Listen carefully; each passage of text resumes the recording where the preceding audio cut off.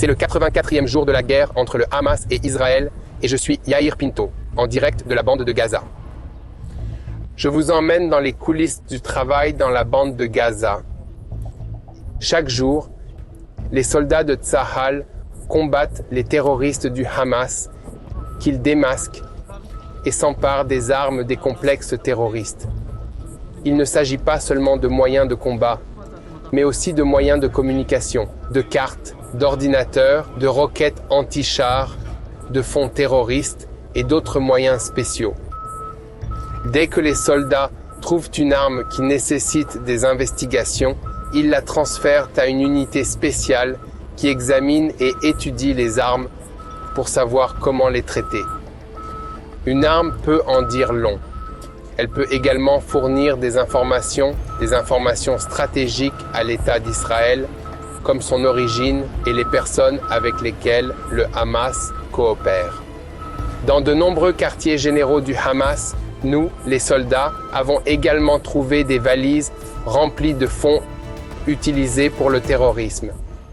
Par exemple, la semaine dernière, les soldats de Tsahal ont trouvé 4 200 000 shekels en liquide dans une valise au domicile d'un agent terroriste.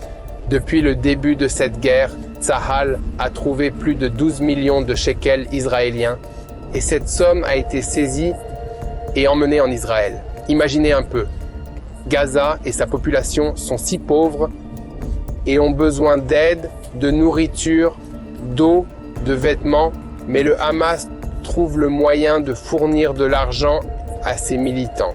Avec ces fonds et la négligence de la population locale, le Hamas a créé une situation où la chose la plus rentable dans la bande de Gaza est d'être un terroriste.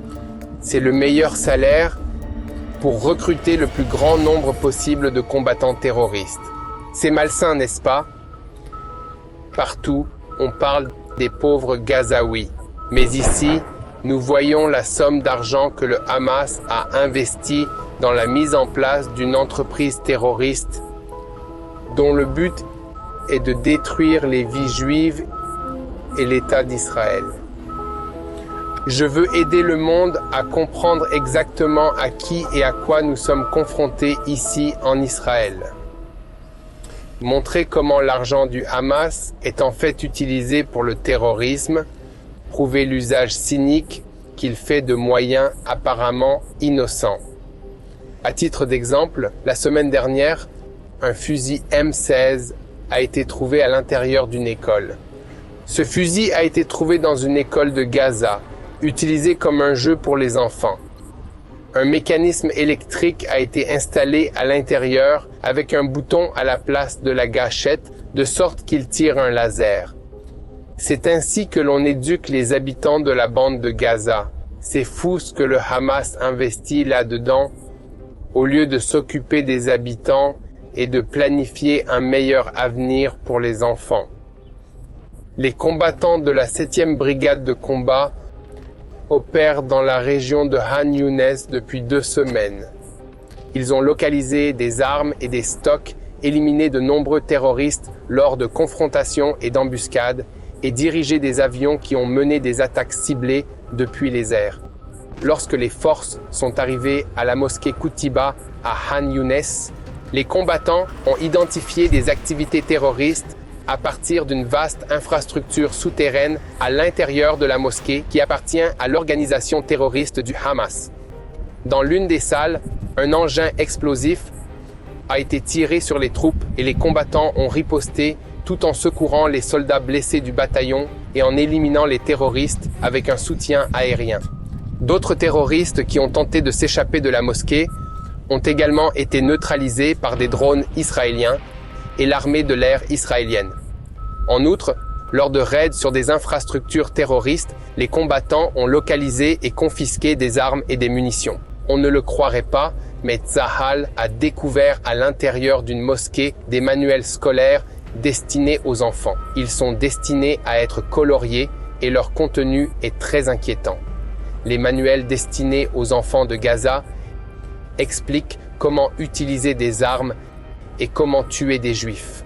Dans la région de Darj Toufa, des combattants de la brigade Bislach ont détruit une infrastructure terroriste à l'intérieur d'un bâtiment d'où des missiles RPG avaient été lancés peu de temps auparavant sur des combattants de Tsahal et leurs véhicules. Après que le véhicule de Tsahal ait été touché, les combattants de la brigade Nahal ont envoyé un avion de chasse de l'armée de l'air attaquer le bâtiment où se trouvaient les terroristes. Dans le même temps, les combattants de l'unité 401 se déplacent et ont éliminé des terroristes sur terre et dans les airs au cours des 2 derniers jours. Au cours d'une opération, des terroristes du Hamas qui étaient déguisés en femmes ont tiré sur nos forces. Les forces ont neutralisé les terroristes. Après avoir fouillé la maison d'où provenait la fusillade, les combattants ont trouvé de nombreuses armes, des cartes et d'importantes informations. Passons maintenant au front israélien en Judée et Samarie, en Cisjordanie. Une opération unique en son genre a été lancée dans cette région. Une cyber-unité appelée 433 a lancé une enquête conjointe avec Tsahal contre des terroristes vivant en Judée et en Samarie, soupçonnés d'être impliqués dans le financement de l'organisation terroriste Hamas dans la bande de Gaza.